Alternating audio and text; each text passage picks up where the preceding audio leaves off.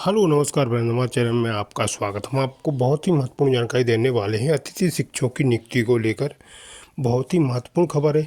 किस तरीके से अतिथि शिक्षक को अपना फार्म भरना है और आगे की क्या प्रोसेस रहेगी, इसके संबंध में पूरी विस्तार से जानकारी देने वाला हूँ। और अतिथि शिक्षकों के लिए आगे क्या योजनाएं बनाई जा रही है और कुछ अतिथि शिक्षकों के लिए 12 माह का सेवा काल भी दिया जाएगा। रेगुलर 12 माह इनकी सेवा रहेंगी। ऐसी भर्ती की जा रही है अतिथि शिक्षकों की।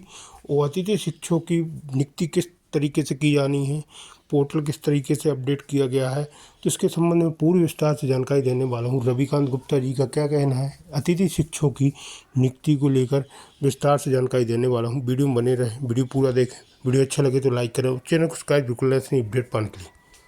प्रयास हमारा ये रहता है कि आप लोगों की जो समस्याएं हैं वो सॉल्व होनी चाहिए, और जो लोग आप लोगों को लगातार गुमराह करते रहते हैं उन सब चीजों पर भी आप लोगों को एक सही खबर यहाँ से मिली। सब लोग गुमराह ना हो। जैसे कि वर्तमान में आप लोग नियुक्ति को लेकर बहुत बड़ी बड़ी बातें सुन रहे हैं, रोज नए नए न्यूज पेपरों में और न्यूज चैनलों में ये खबर आ रही है कि इस बार अतिथि शिक्षकों की ज्वाइनिंग की प्रक्रिया अभी से शुरू कर दी गई है।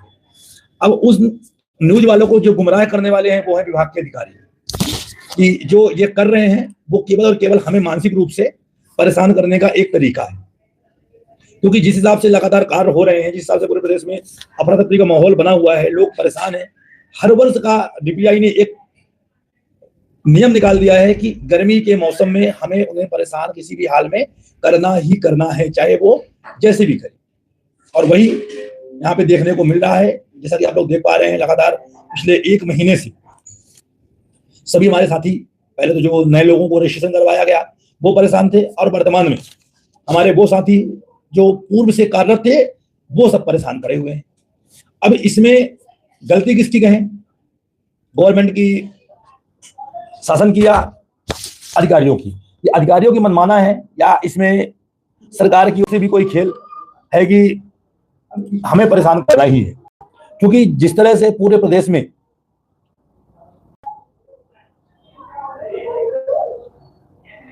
वर्तमान में समस्याएं उत्पन्न हो रही, क्योंकि गर्मियों में क्या होता है, सभी प्रचारक घर बैठते हैं, बाबू सब घर बैठते हैं।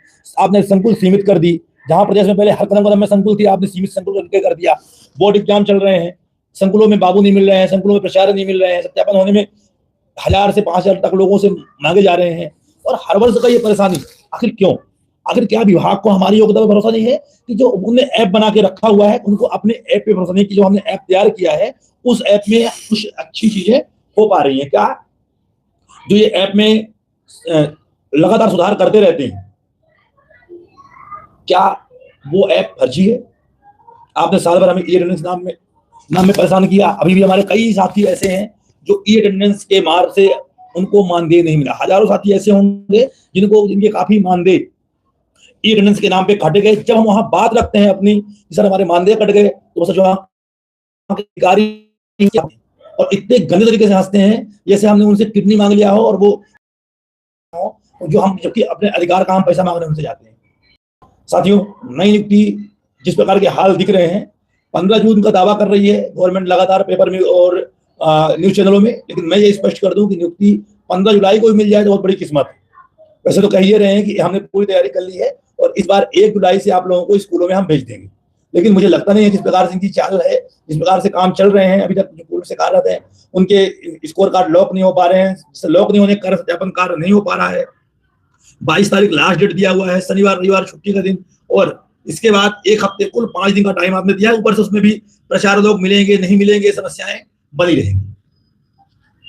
तो स्कोर कार्ड में भी कई तरह की समस्याएं लगातार बनी हुई हैं।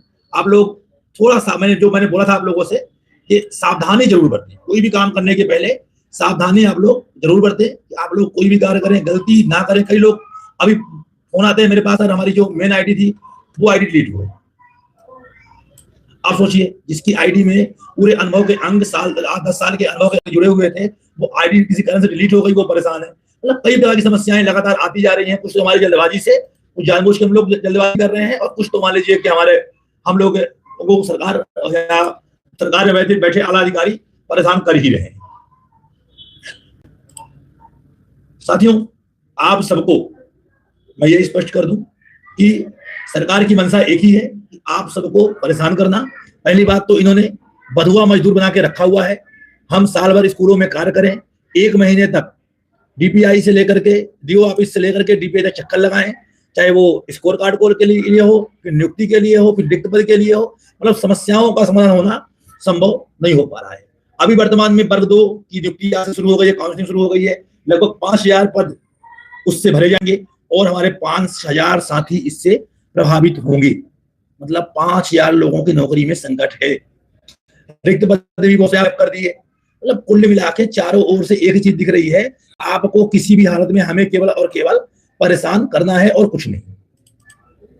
जी, जो पोर्टल है उसमें जो भी समस्याएं आप लोगों को है आ रही हैं, जिससे कई लोग परेशान रहते हैं कि हम अपने एजुकेशन में क्या डालें, डिग्री कॉलेज के नाम पे क्या है, तो आप लोगों को डिग्री में जो कॉलेज है आपका, सीधी सी बात है कि आपने कहाँ से की है, आपको उस डिग्री उस कॉलेज का में जो यूनिवर्सिटी है उसका नाम लिखना है। आपको एमपी बोर्ड है तो आपको केवल एमपी बोर्ड लिख करके आगे पढ़ाना है। आप पूरा भी लिखना चाहे तो पूरा भी बोर्ड ऑफ सेकेंडरी एजुकेशन लिख सकते हैं, इसमें कोई वो नहीं है। और टेट के लिए आप लोगों के लिए ईडब्ल्यूएस सबके लिए मान्य किया गया है। जिसके पास भी ईडब्ल्यूएस से जो पास है वो लोग ईडब्ल्यूएस का उपयोग करके अपना फॉर्म भर सकते हैं और टेट को उसमें ऐड कर सकते हैं, भले उनका ईडब्ल्यूएस प्रमाण पत्र अभी बनाया गया हो। अगर आपने 2018 में ईडब्ल्यूएस के से मतलब अगर 75 नंबर मिला हो और अभी आपका वर्तमान में ईडब्ल्यूएस प्रमाण पत्र हो तो आपको उत्तीर्ण माना जाएगा। आप ईडब्ल्यूएस प्रमाण पत्र को उसमें ऐड करते हैं। आगे जो पैनल की बात हो रही है, पिछले वर्ष भी मैंने कहा था कि पैनल जो वहां आप जहां ऐड करते हैं वहां केवल ब्लॉक और जिला ही होता है, बाकी आप लोगों को पैनल से कोई मतलब नहीं है। कुछ लोग ये कहते हैं कि जहां आप पैनल चूज करेंगे या जहां आप कार्यरत सत्यापन कार्य आपको वहीं करना पड़ेगा, या जहां आप कार्यरत हैं वहीं से आपको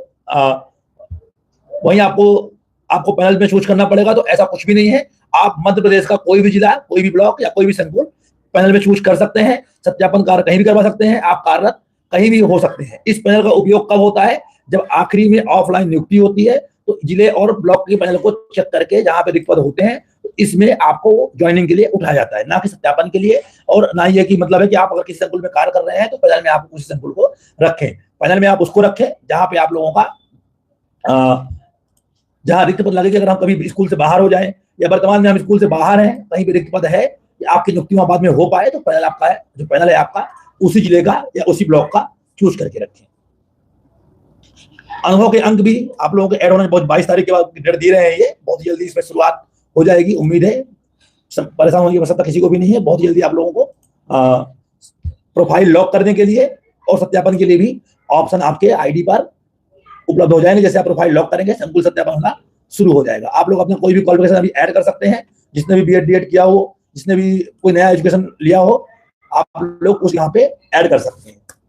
साथियों, लगभग 5000 पदों पर अभी प्राइमरी शिक्षा और माध्यमिक शिक्षा और इसके बाद बहुत ही जल्द प्राइमरी शिक्षकों की भर्ती होने वाली है।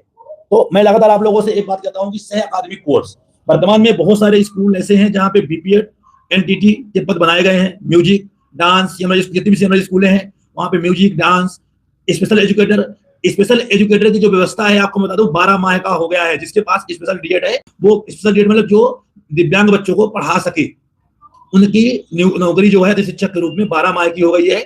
जहां भी ये ऐसे पद हैं जहां पे जिसकी डिग्री बहुत कम लोगों के पास है, जिसे स्पेशल एजुकेशन कर हो गया, जो स्पेशल एजुकेशन डीएड होता है, जो विशेष डीएड जिसे कहा था विशेष डीएड या बीएड, बीपीएड हो गया, एनटीटी हो गया, म्यूजिक, डांस, इसके बहुत सारे पद पूरे प्रदेश में सृजित किए गए हैं और इस साल वहां पे भर्तियां भी बहुत ज्यादा हो रही हैं।